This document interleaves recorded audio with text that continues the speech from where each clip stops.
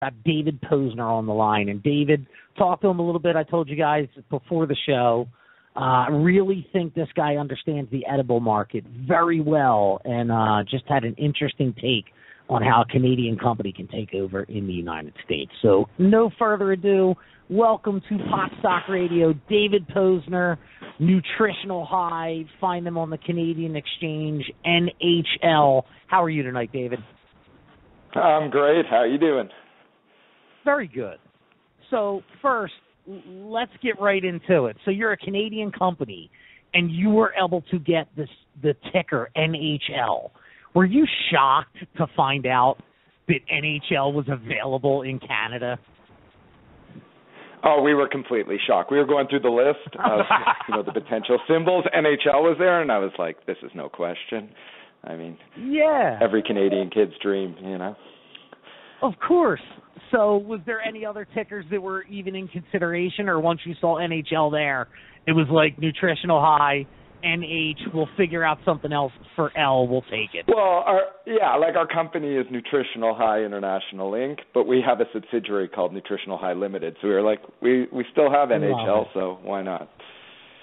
Very cool. All right, so we always like to start our interview with finding out something about our guest that people wouldn't know from just following you on Twitter or LinkedIn. So David Posner, Nutritional High, tell us something about you that you're kind of letting us in from the outside. Either a hobby you have, something you do with your free time, you were a star athlete in high school. Tell us some David Posner. Tell us some David Posner? Well, being a Canadian kid, I was a hockey player. I played competitive hockey for many years, definitely a passion of mine on the hockey side.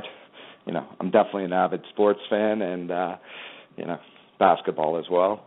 But, on the work side of things, how I got into this is I originally would import alcohol into the Canadian market. And the Canadian market is very similar now to how the medical marijuana market is. So you would actually be working through the liquor boards. And the first product that I brought into the country, it was called Hemp and Gold. And it was hemp beer out of Frederick, Maryland. So that gave me my first start, and this was about 15 years ago. I brought it into Ontario and got it distributed through, the stores all through Ontario.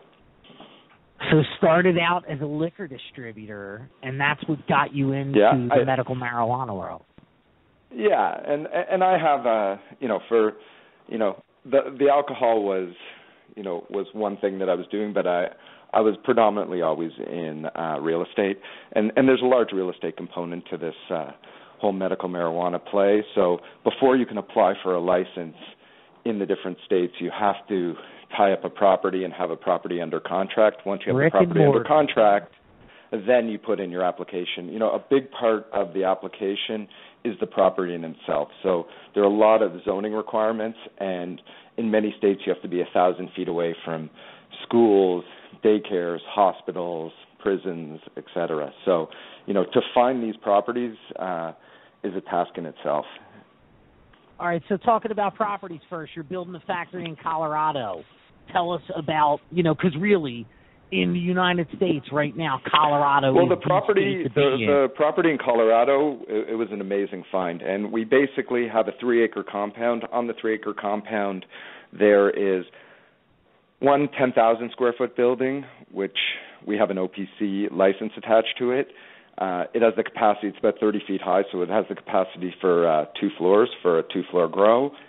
And there's another building, it's 11,000 square feet, and that's where our edibles facility and our extraction center is going to be. So we're presently now just finishing all the architectural and all the drawings, and we're going to start building it out in the very near future. Okay, so you will be growing and extracting out of that facility? Well, there's separate individual buildings on one compound, and then there's a third compound that we're looking to do separate extraction on, but in the CBD industry. So it's going to be separate. Okay. It has to be completely separate from all the THC extracts, but we haven't pushed forward on that presently. Okay, so with your facility, what percentage are you all about edibles in Colorado? or is it also extracting for things like vape pens and, just oil extraction? Well, to do one, to do the edibles, you have to be a master at the extraction. What you're putting into the edibles is the extract. So we are going to be doing CO2 extraction there, and we are focused. We have some amazing extractors, and we will be selling into the Colorado marketplace, for vape pens and for a variety of different products, and also to wholesale to other edibles manufacturers. But our prime focus is the edibles. We believe there is a shortage in the marketplace with the edibles. There's a lot of mom and pop operators that make some amazing products. They just don't have the scalability of the products, and the other thing is they don't have the shelf life. So by the time we are not bakers, so we're going to be making chocolates and we're going to be making candies, and they have around a 6-month shelf life. So our company mandate was that in itself. We said, the products have to be able to last, because so many of the mom and pop operators are making these products. By the time they get to the dispensary and then they go to the actual patients themselves, the products are, almost bad. So, stale. Right. Some of them have a couple weeks shelf life, a week, 2 weeks, 3 weeks, and it doesn't allow the dispensaries to be able to stock up properly. So with our product, they'll actually be able to, have sufficient stock, and more or less as much as they can afford to stock, they can keep on the shelves, because so many dispensaries you'll go in Colorado, and this doesn't just go in Colorado, it's many other states, and you'll go and you'll say, hey, I want that chocolate bar, and you'll buy and you'll say, hey, that chocolate bar was really good. You'll come back the next time and they're like, sorry, it's not here. It's going to be a couple of weeks till we get it again. And, what happens on the dispensary side is the dispensary owners, they just want to supply what the people want. So, if somebody comes in and they don't get their chocolate bar, they'll go to another place and they lose their business. And they could lose it ongoing, if that's the trend. So, we just want to make sure everybody constantly has these edibles in their hands. For us to, the supply is a huge component to this, but the other side is obviously the quality. There are quality products, and I never knock any of the competition, but what I can say is Melissa Parks, our VP of Development, she is a cordon bleu chef, and she worked for General Mills, so she's actually taking products from the testing all the way to the manufacturing line. And what we're doing is we're a company that's going to be doing everything on an automated candy line. So we're not going to be baking it and hand infusing it. We're going to be, auto infusing it on a manufacturing line. So what's the importance of doing it on a manufacturing line? Is it because you're making candy and not baking that's important, or is it because you can more evenly distribute how much actual THC someone's getting out of your product? Well, that's it. It's the consistency. And, over time, there's been, certain products that have consistency, certain products that do not have consistency. Ours will have consistency because, of our machinery in itself. So, once you learn how to do what we do, it makes the consistency and the auto infusion so much easier. You're testing your batch of extract, you see the THC component in it, and then from that point on, you're extracting that percentage into the product. So it becomes a science more than a guessing game.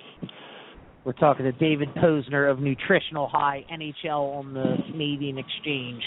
And David, you mentioned Melissa Parks, and really cool to have a cordon bleu chef.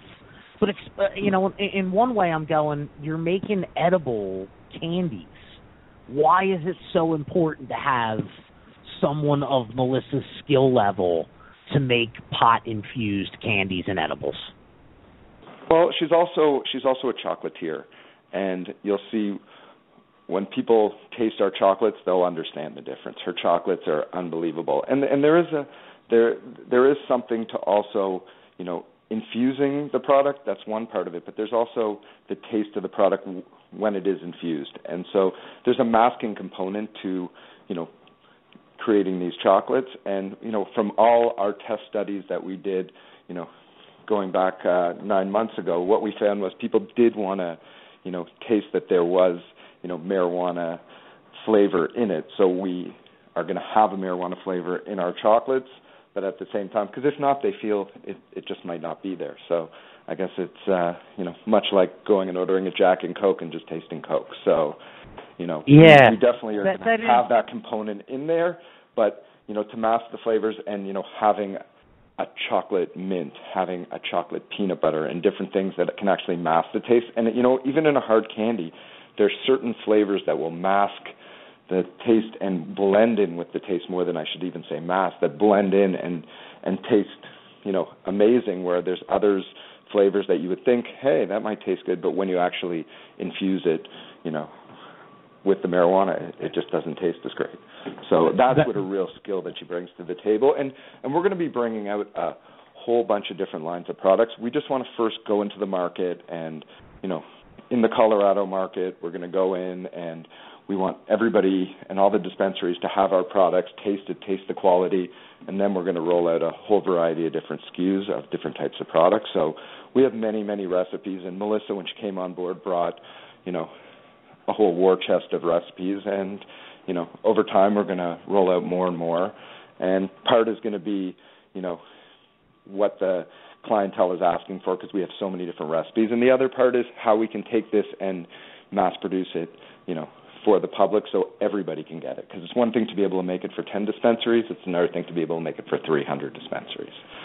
And we're taking this approach too we just had an acquisition a couple days ago, so we've acquired 51% of Sacred Garden in New Mexico. They're the number 2 company in New Mexico right now, revenue-based.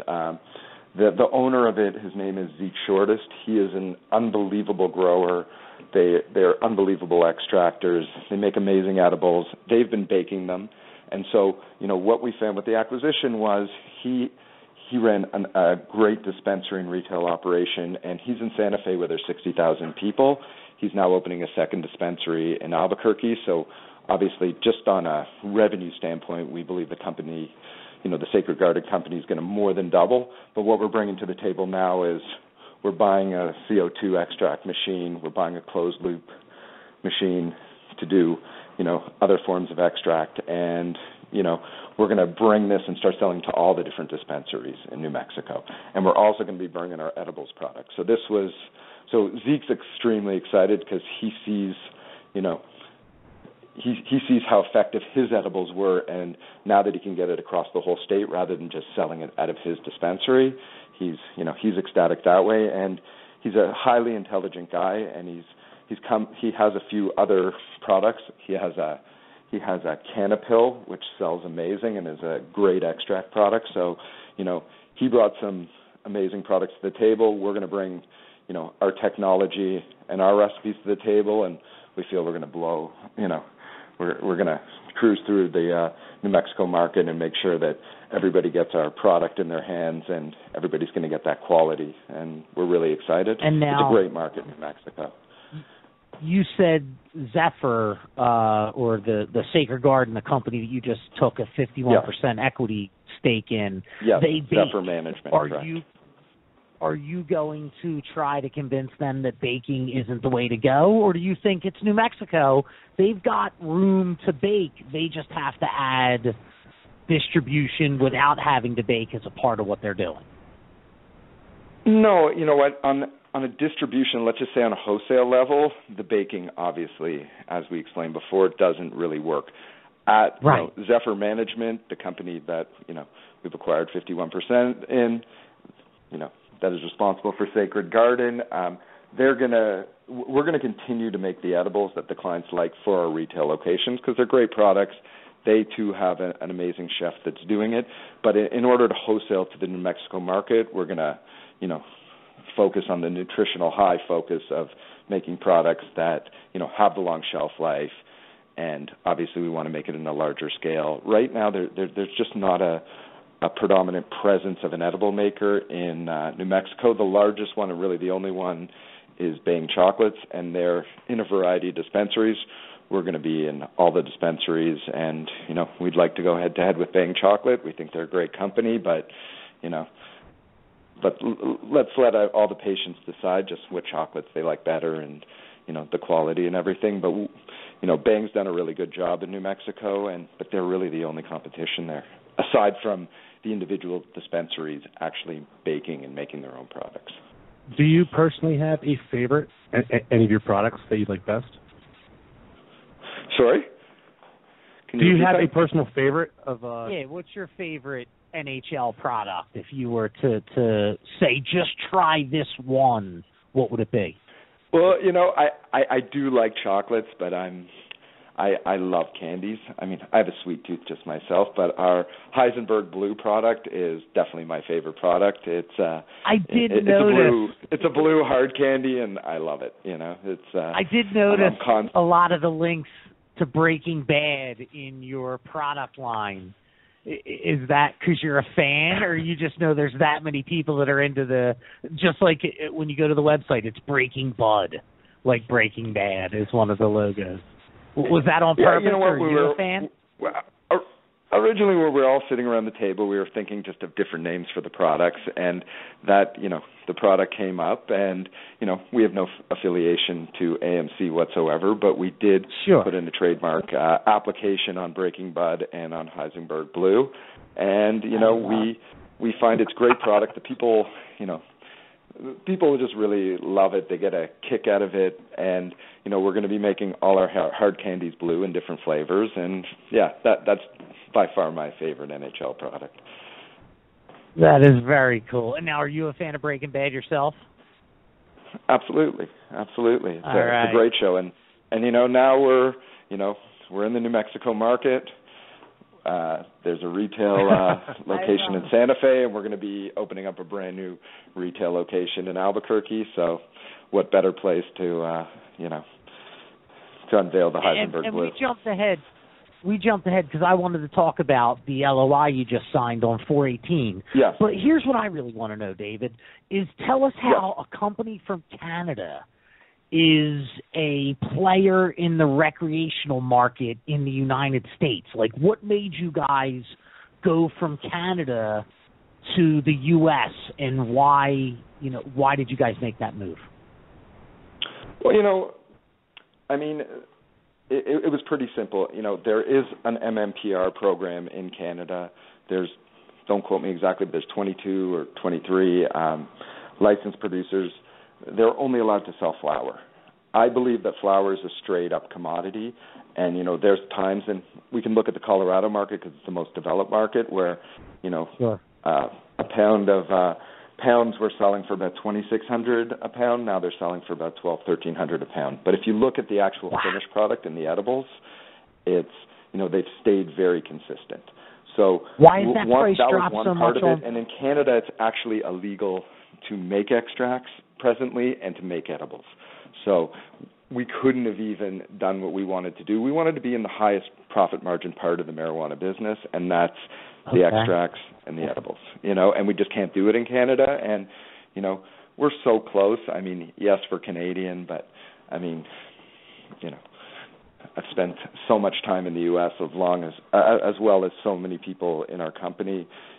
We have a lot of family, a lot of friends, and, a lot of business associates, throughout the country. And, for us, we just look at what markets we think are going to be the most profitable. The New Mexico acquisition was one. We found there was, a void of edibles in the marketplace, so we wanted to get into the marketplace right now.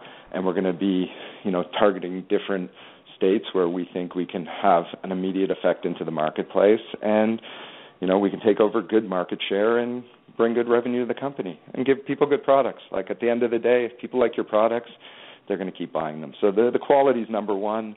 The supply is definitely number two, because if you don't have the supply, it doesn't matter how much they like it if they can't get it, And then you have to have strong branding, So we really believe, as time, rolls on, that we're going to, they're going to see our different forms of branding. People are going to love it, but, that's still stage 3 in the game. You really have to have the quality and the supply.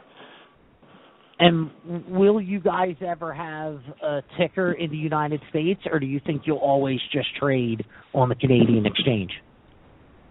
Well, I'm not allowed to publicly, let's just say, announce it until, the time comes. But we definitely have an interest in, being able to trade in the U.S. It's, Americans can trade no problem in Canada, but a lot of people just have a comfort level and just feel at ease when they're trading in their own country. Presently, we do have a pink sheet listing. It's our quote is NTRGF. We were just notified of the symbol a few days ago. I haven't even looked at the trading side of it yet. I don't even believe there has been trading on it, but in the near future, if something does change, we will press release it and let the public know. But we definitely understand that over time, and there's a great attraction to marijuana stocks in the Canadian market, and this doesn't just go to retail investors, it goes on the fund side. What you're seeing in the States now is there's obviously a plethora of retail investors, but you're going to see the funds start to step into it, and obviously the American funds, are giants compared to most of the Canadians. And so we really feel we have to be in the States come the time. And we want to be in the States come the time. We're operating in the U.S., so there's no reason why we shouldn't allow people to trade there. And you're one of the highest traded volume stocks on the Canadian exchange. Is that because people in Canada believe so much in the U.S. market that they're just excited to be able to invest in people that are doing business in the United States? Or is it totally? That people think you're Canada, the National Hockey League? Absolutely. Well, one part of it is people really understand that there's profits in the extracts, there's profits in these edibles, and you can't make them in Canada. So when you're looking at a marijuana stock, that's one thing. Just to be on that side, just to get to play that game, the edibles and extraction game, this is why we're getting a lot of volume. The second thing, obviously, is, the U.S. is a way bigger marketplace, and if we can, we're getting an early moving advantage in it, and if we can get a strong foothold in it, this puts us in a different level a year or two from now, and this is what the investors are seeing on this, it's trading on the CSE, the Canadian Stock Exchange. The first 3 days we were trading, one day we traded over 10 million shares, but we were trading, 9, 10, 11 million shares. Obviously that was, the first couple of days out of the box, but we're still trading a few million shares every day, and there's a lot of interest now with the Zephyr Management acquisition, and of Sacred Garden. We really believe that there's going to be a tremendous amount of trading on this stock, and we've basically brought the company where we're going to be into revenue immediately, and this is one component of it. But more importantly than even just being in revenue, the acquisition we made was an unbelievable one. Not just strategically where we believe New Mexico is great, but the Zeke Shortis, who is running the operation, is by far the best in the game in New Mexico. So what you're trying to acquire is great management teams in every state, and that's our focus. And so he's the best of the best. And what we're going to do is go state by state and try to find the best of the best and people we can work with.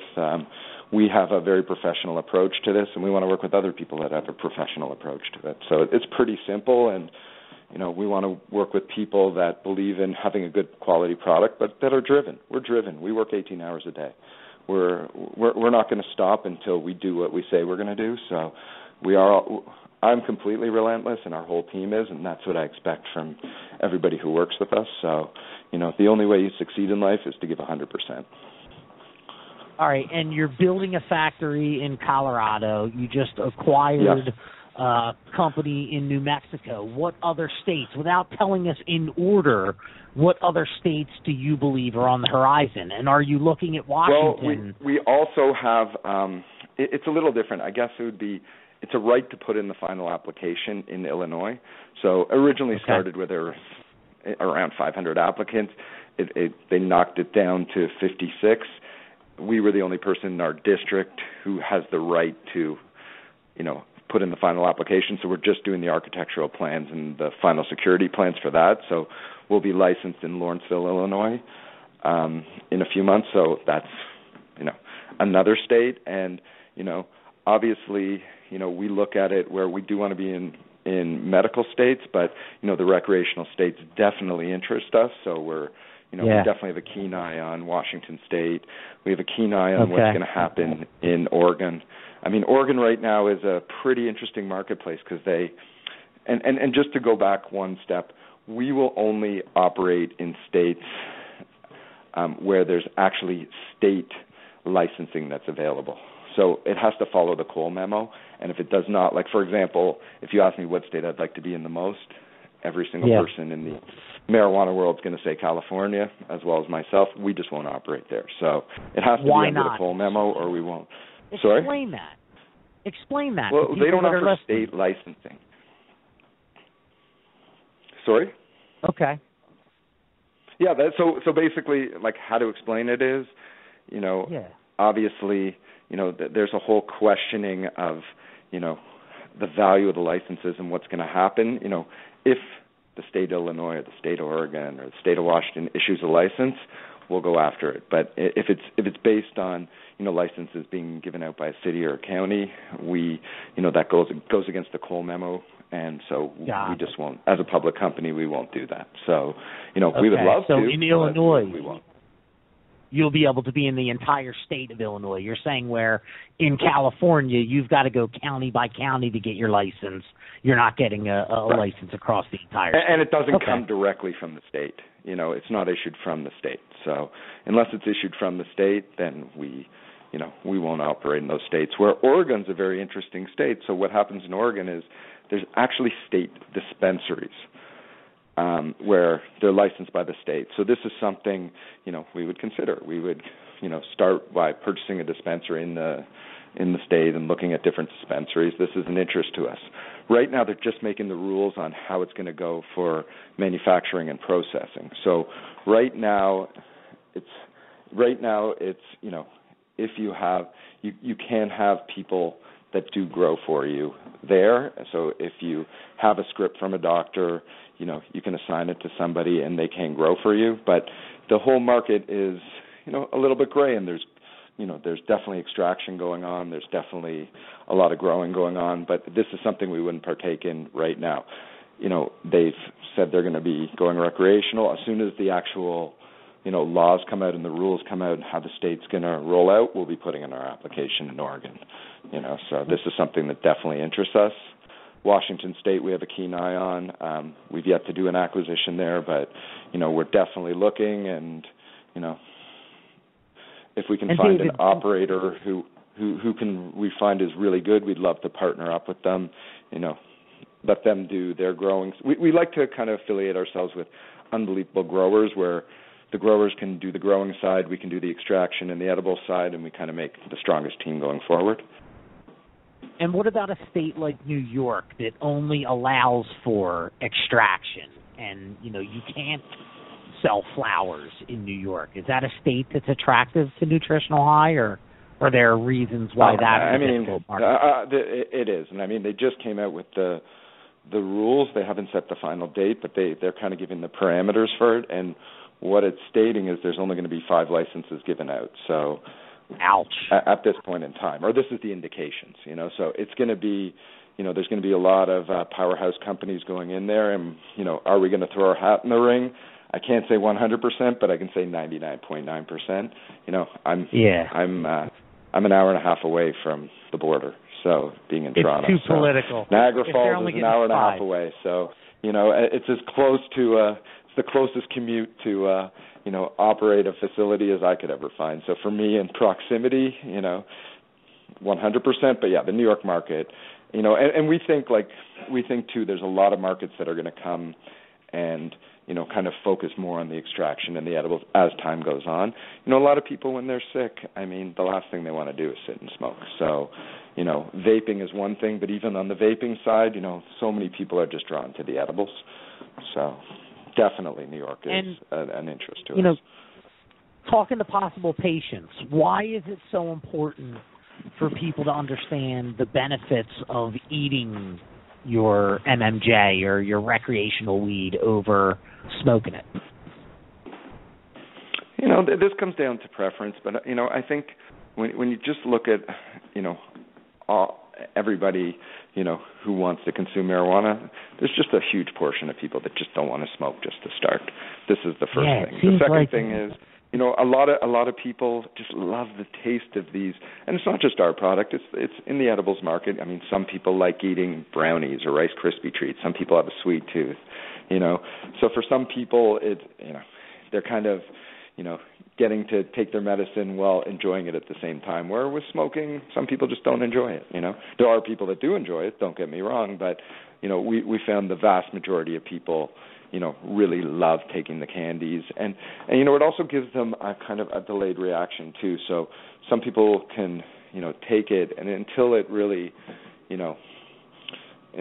goes into action, you're looking with the average person like a half an hour to an hour, so they can kind of pace themselves and kind of time it a little more, So in Colorado, isn't that 46% of the revenue right now generated from edibles, right? When I went out to Colorado, I was surprised, Trace. It was like nobody was smoking. Everybody was ingesting their... It's funny because we had this conversation before the interview started. We were talking about how everybody loves to eat and how I don't. Yeah, I don't really like the taste of it. And I don't really run into that many people that say that. I'm one of those individuals. Well, I don't really like edibles, but... So then when he was talking about the Cordon Bleu chef and how important that was to his business, I actually liked that best about his interview, because I really does. If she can make chocolate and create things that I don't taste that, I would kind of, my personal preference, like that better than tasting and that just goes to show flavored you, up brownie. I've never get right. That just goes to show you people are different, because what David was saying is a lot of people want to taste. Right, and I don't. Right, so, right. And you know what? And that's it. And that's why when we made the product, we said, okay, people want to taste it. It's one thing, but it's one thing to taste the tiniest little tinge, so you can, know that it's there, but that the product still tastes good. And look, I don't like to go and knock different people's products, because, people take a lot of pride in what they do, and they should. They're doing good for a lot of people, and, also making money in the process. But, at the same time, I personally agree with you 100%, where I wouldn't want to taste it for what? I want to taste what tastes the best, and that's it. Yeah, if afterwards I don't feel anything from it, then I'm going to question whether there was something in there. But if you give me a Jack and Coke and I drink it and I don't taste Jack, but a half hour later I'm buzzed, then that Jack and Coke worked for me. Absolutely. I don't want it. But I do get why some people are like, no, I want, part of what I like about eating it is the taste. So I want a little bit of that. Now, I want to know, having Melissa Parks as your Cordon Bleu chef, what's the craziest thing that she ever brought to you to taste that you wouldn't even believe that there was pot in? She ever make anything crazy? Oh, like so many different things, so many amazing dips, and she can make basically almost any food infused, so she can take it to that level. I mean, it's, obviously we're not going to mass produce this, but yeah, I've had some dips that were so unbelievable, and different spreads that I couldn't believe that it was in there. Where she can bake. She's baked exotic cakes and things that you're like, wow, and just the texture and everything. You would just have no clue. You would just have absolutely no, unless somebody said like, hey, this is infused. There would just be no way you would know. And just she's amazing, and she can just make so many different products. Like, you can name a product and or a different type of food, and I almost guarantee that she can make it. I mean, I don't want to say 100%, but she's that good. Now, do you see, David, the edible market going in that direction? Or let me ask you this: what would you believe could happen in the edible market in the future that could change things? Like, what would be the big surprise that you could see happening in the edible market? Or do you think I think it's kind of just happened. I mean, what they're trying to do, and when we started to make our products and we started doing our testing originally, my whole mandate for the company was to make 10 milligram pieces and to separate them. So we're almost putting them in almost like a package of gum, like a blister pack, where you can pop individual pieces out. One is so it stays, it allows it to stay fresh all the time. The other thing is, you're paying retail $30 for these chocolate bars, $25 for these chocolate bars. So if you have a chocolate bar, you open it up and it sits in it and melts, you're upset. Where even if you left like one of our chocolates sitting in the sun, I wouldn't say it's always the greatest idea, but you could pop it back in the fridge and it will mold back into form. So, that's kind of what we've been focusing on, so, on the packaging end. And now, how cool was it to have Vice? This is our second guest in a row that's got a Vice relation. They did an article on Melissa in Vice. Did you see that? Oh, absolutely. And she was on the front page of the New York Times. The front page. Does she really they're touting her. I mean, listen, I was listening to your conversation before, and, there's going to be very influential, let's just say, stars that enter, this marketplace. Privateer had signed the Bob Marley brand. Right away, they believed there was a $40 million, or in range of a $40 million valuation for having the Bob Marley brand. There's definitely going to be a focus to bringing and branding, stars that have chefs. Let's just say a big part to do with the marijuana community. But then there's going to be the emerging stars, and there's going to be emerging people that come out and, will Melissa be the next Martha Stewart or Rachel Ray of the marijuana industry? I think there's a great shot, and, the media is definitely taking to her, and she's definitely that good, and, we're going to see how it evolves. And, this is a counterculture that's becoming pop culture now. So, yeah, but you are going to see these people that are the best of the best come out and, become famous for what they do. Aside from the famous I like how people she got into it. Flipping I like on, how she got into it. And there are the Bob Marleys, and there are the, I don't want to go into every name of, marijuana superstars, but, that are really affiliated with marijuana, but, there are those people, and I think, aligning and branding with them and coming out with brands for them is, a great strategy, and I think different companies are going to try to do it, Well, I have a feeling you're one of those companies, and you're just not able to tell us who you're focusing on trying to get as a personality that's involved with NHL. You may or may not have called that, Eric. That's what I believe. All I can say is you're a very, very smart guy. So well, look, it could only help. It could only help these emerging companies, and it really takes.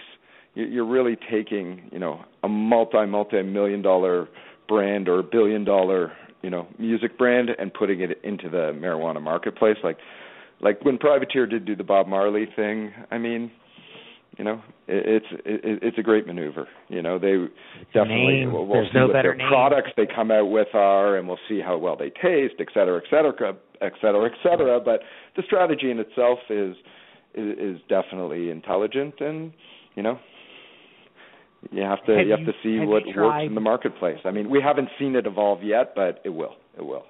Have you tried Melissa's infused bacon jam?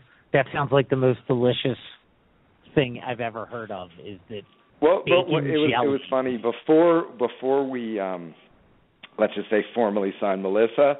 We tried a whole variety of products, and I was just amazed.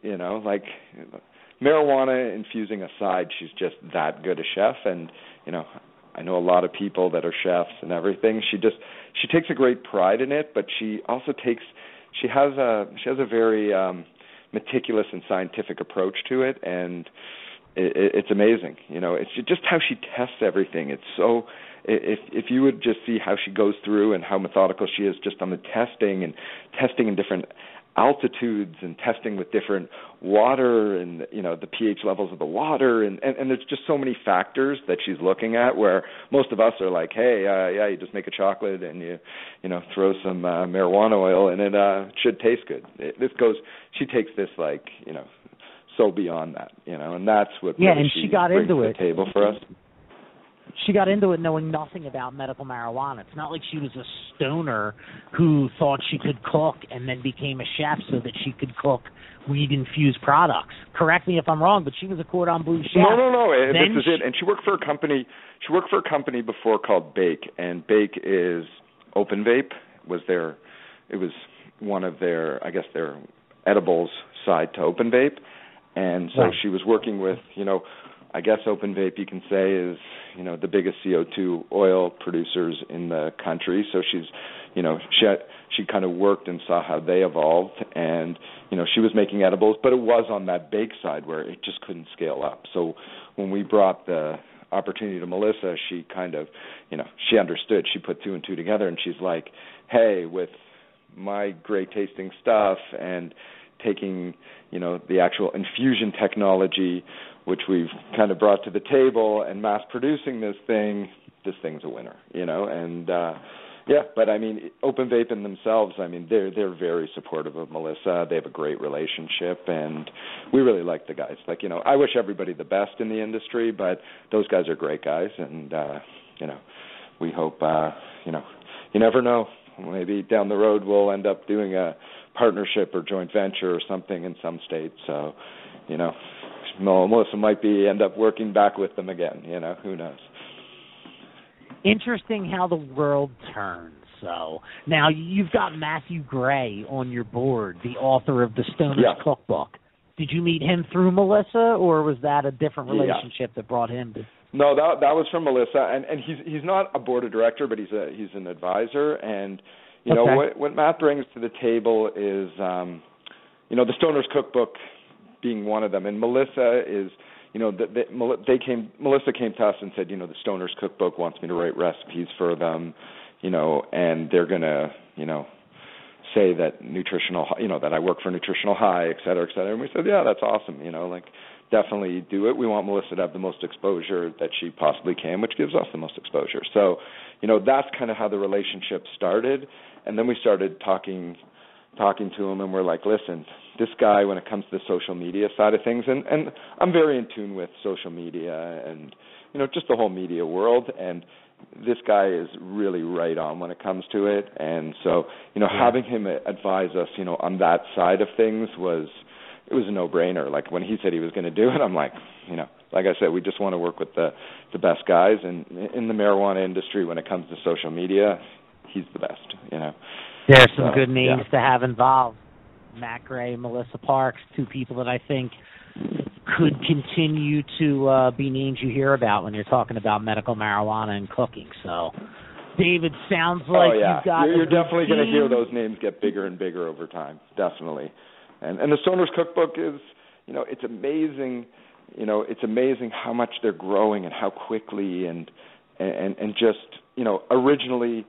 I understood it, but when I took it to the board and I'm like, listen, I have a guy who's a great advisor. I want him to work. And everybody's like, a lot of our, we have one board member who was the former Minister of Health in Ontario. We have, an attorney. We have a vast board. We have somebody who is one of the heads of KPMG in Canada, that does that really focuses on the corporate governance and, running of the board. And so, they were like, the Stoner's Cookbook, what's this? And then we started showing them the numbers, what they do and everything. And these guys are like, wow, this is so highly impressive. And they looked at him like, wow, I can't believe they built this up. And since he took over as CEO, the difference in the Stoner's Cookbook is like night and day. Like, he took it right to the next level and lightning quick. Awesome. David Posner. Check him out. Nutritional High, NHL on the Canadian Exchange, taking over Colorado, moving into New Mexico, Illinois. Where will they be next? Feel free to come back on, David Posner, and update listeners on Hot Stop Radio. It's fun. Why not?